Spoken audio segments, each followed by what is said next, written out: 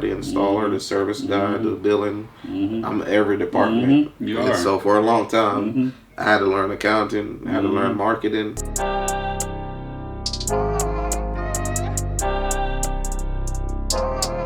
Благослови моих братьев, благослови наши руки. Мы в поисках больших денег, мы в деле круглые сутки. Благослови That radio show, man, they everywhere.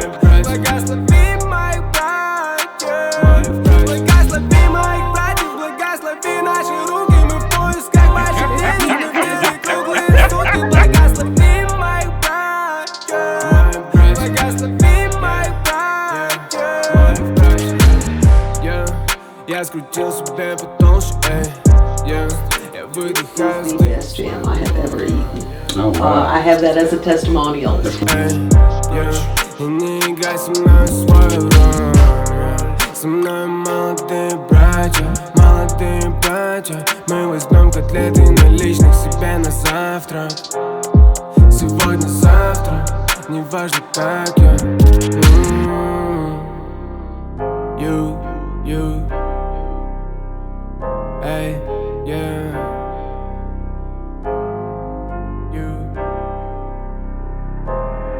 Благослови моих братьев, благослови наши руки.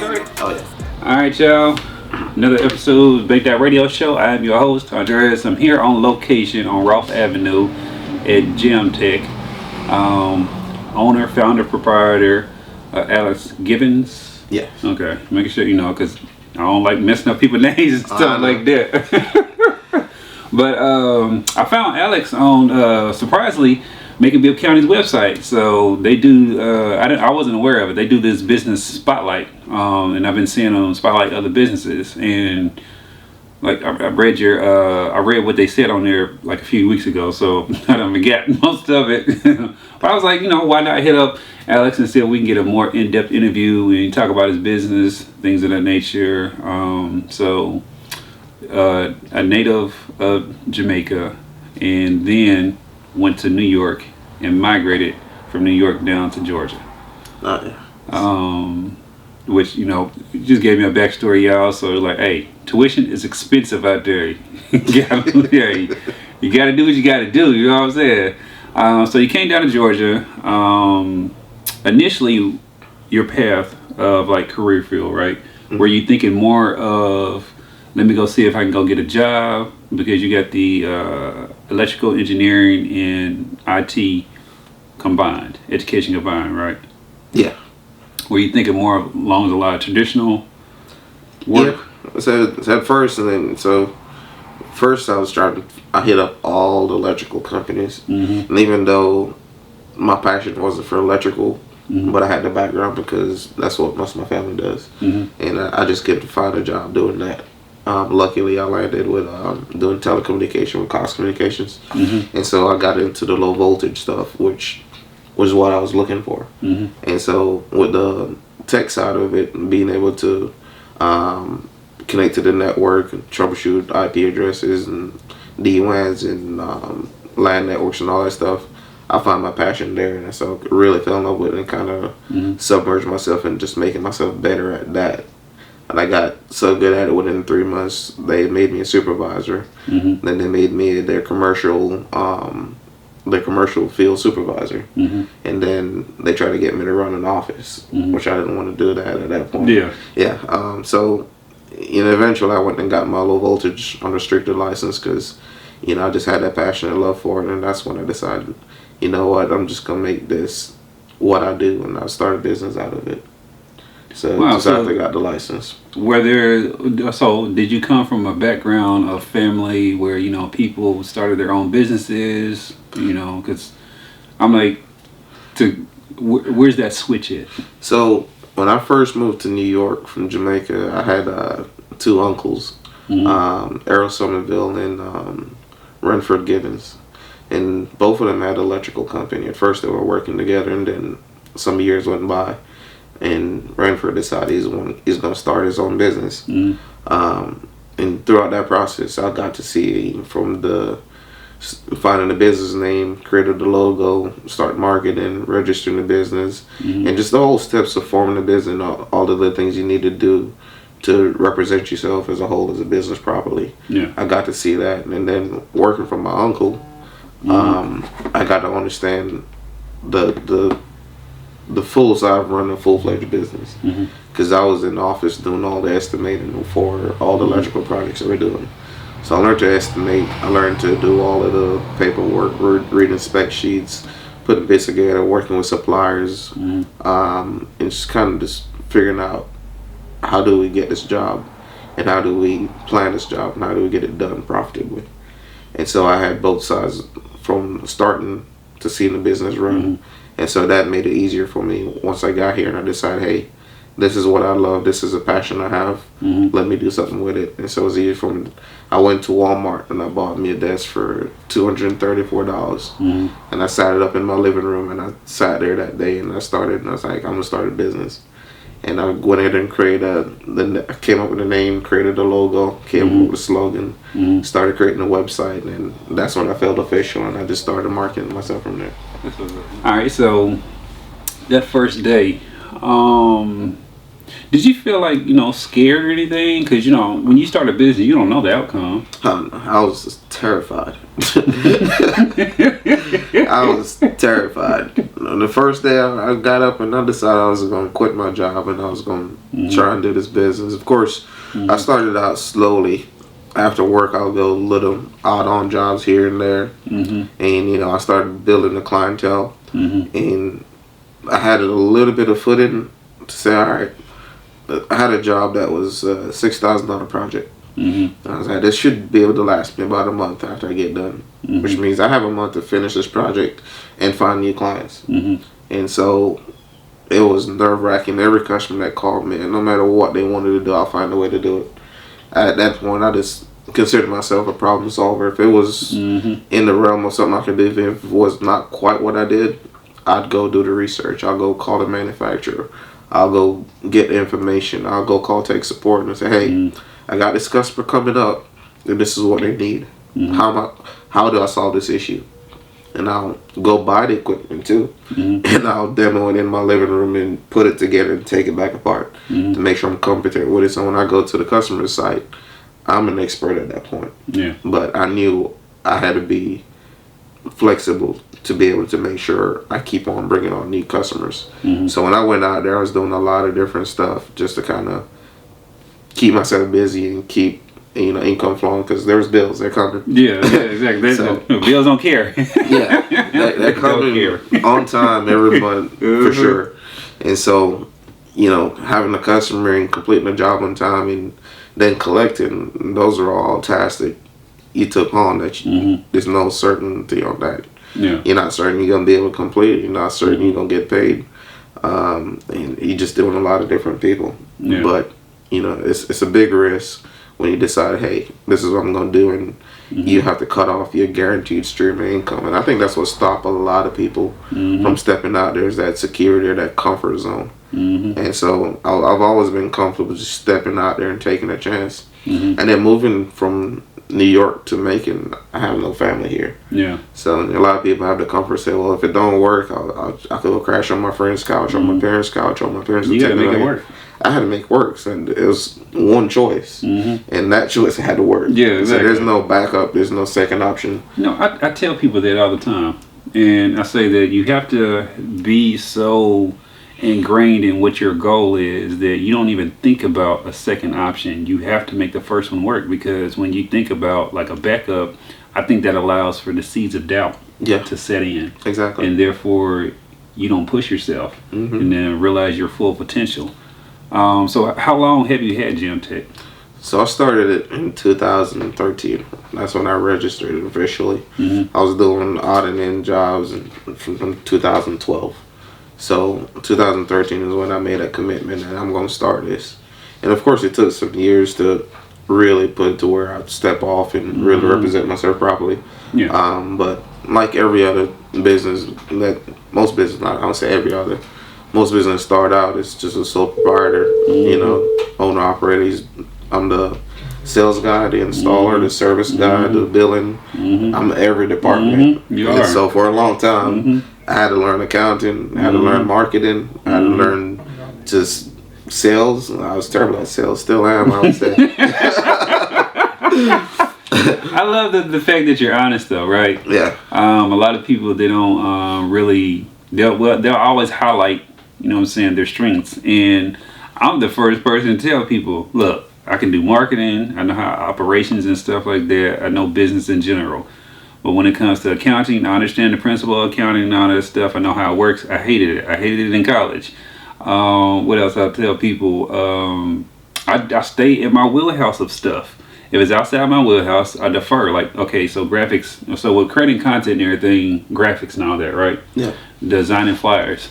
I don't design flyers. I pay someone to do that. Oh yeah. And I don't look at it like, oh well, I gotta save this money. No. I want her to get her money because I'm gonna get my money, and I'm not gonna sit there and create a situation where I'm trying to design some flyer or whatever, and it take me way more hours where I could have been out there selling or marketing. Exactly. I stay in my wheelhouse, but I think like, you know, a lot of people look at it differently as far as they're trying to save money, but the whole point is to expand your business. Oh yeah. So at what point were you able to expand to where, you know, you could hire? And also, we're in a physical brick and mortar. You know what I'm saying? Yeah. So that's a whole nother investment and more skin in the game. Oh yeah. Yeah. So it was it came to a point where I needed help. I at least needed somebody to pick up the phone. I needed a receptionist. That was the first thing I realized I needed. Like, I'm in the field, I'm on a 30-foot ladder, or I'm in somebody's attic, or I'm crawling onto somebody's house. I don't look like it now, but I used to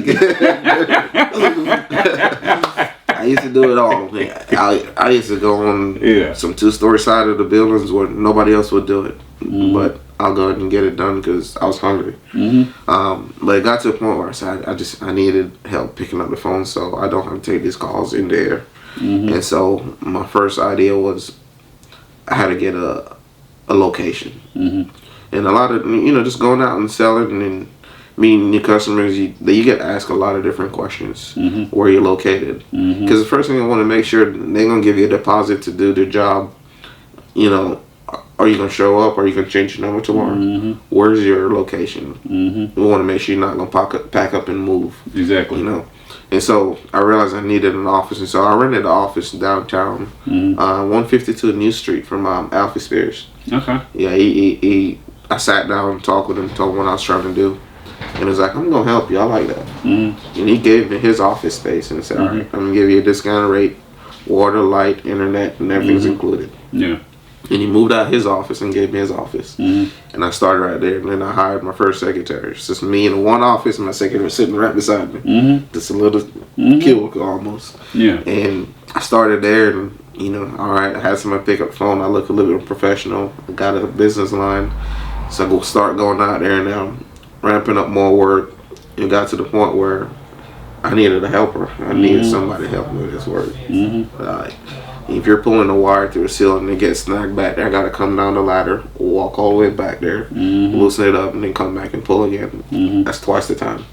So I gotta get more efficient. So I hired a helper. Okay. And so we kept going. I was training the helper, and we started getting more big and bigger projects because now people are hearing about me. I'm doing good work. Customers are happy. They're referring their friends. You know, so I wasn't even marketing. I didn't do any kind of marketing. It's just word of mouth. And I realized you do good work and you follow up, and if there's an issue, you go and resolve it.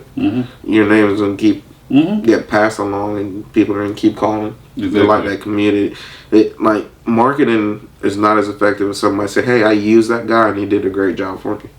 Somebody says that's better than a big billboard that says, "Hey, call me." As a marketer, I tell people that. Yeah. I tell them that the word of mouth is the best thing. Now, I don't know if you know the downside to word of mouth. You can't control when people talk about you. Oh yeah. So you can do things to incentivize people. Those ones that you already had that customer experience with, you can send them like messages and stuff like that, or promotional or content, to where it re-energizes that experience they had with you. So therefore, it comes up in conversations more. You can stimulate the conversation to get started, but you just can't. You know what I'm saying? Incentivize it. Exactly. You can't make them, you know, talk about you and all that. But yeah, I love it. So now, where are you at now, as far as like employees and stuff like that? So I got 9 employees now. Oh, so you really doing it? That's what's up. Congratulations. Oh, thank you. It's been a long, rough road. I had some great experiences and I had some bad ones, and that's where it comes back to. When you decide this is the option, this is the road you're gonna take. Having too many options make it hard for you to focus and push through the rough and tough times. And not having any family or deciding I could definitely go get a backup. I got multiple licenses, unrestricted low voltage, FCC license, qualified in so many ways. Yeah. Getting a job. You know what I'm saying? Hey, I go see all these different certificates. I'm like, it's the first thing that I walked in and noticed. I was like, all these certificates on the wall. So I'm like, hey, look, above and beyond. So I could definitely see where people they're really benefiting from your expertise. Yeah. And your knowledge. Oh yeah. Because you get to pull from all these other places. That's where my sales confidence got built up. I say I'm a terrible sales guy, but once the customer realizes that, okay, I am talking to an expert in the field of what I'm looking for, he knows what he's talking about. Yeah. I sell them confidence. Yeah. And knowing that it's going to be done right, and it's going to be done by somebody who knows what they're talking about or what they're looking at. Versus just going in and fiddling with it and hope it works after you touch 2 wires together. Yeah, exactly. So, and that's where selling became easy for me. I knew what I was selling. I was selling knowledge. And people felt comfortable with that. Peace of mind. Yeah. Same thing with the security system. There's, the security system provides peace of mind. Yeah. It doesn't completely stop the issue, but you know when it happens and you know that the cops are on the way. And you know whoever's trying to break in know that they have limited time, which means they're not going to take their time to go through all your stuff. So it's just peace of mind. And the same thing with selling the knowledge that you're going to do a good job for them. And that's what brought me this far. So the bread and butter of the business is security systems? So security is where I base the core of the business. When I say security, we're talking about burglar alarms, surveillance, access control, network security. Okay. So more on the electronic software side. So we're providing security in different areas, but not like manned physical security. Yeah. And so all of this kind of tie together. They all work together in some way or form. And much of our services are fully integratable now. So your alarm system, your door access, your camera, your network security can all be monitored and viewed through one application. So you can always see what's going on with your business or your home. Exactly. And that's where we're gearing all our services and all our customers to kind of centralize everything instead of calling one vendor for that, another vendor for that, another vendor for that, and getting 5 different bills and 5 different trip charges when we can come and take all of it for you. That's what's up. So you got anyone out there, network security, and all those different facets, like you just said, put them all together, you can come here. Do you know that your business is in the top echelon, or as far as like stats? Do you know anything about that as far as like black-owned businesses? Right. There's 2.5 million black-owned businesses in the United States. 2.4 million of those only have one employee, or just the owner. So the fact that it's you and I guess 9 other people, so a total of 10. Yeah. Wow. You're in that 100%, 100,000% bracket, which is like less than a whole percent. Wow.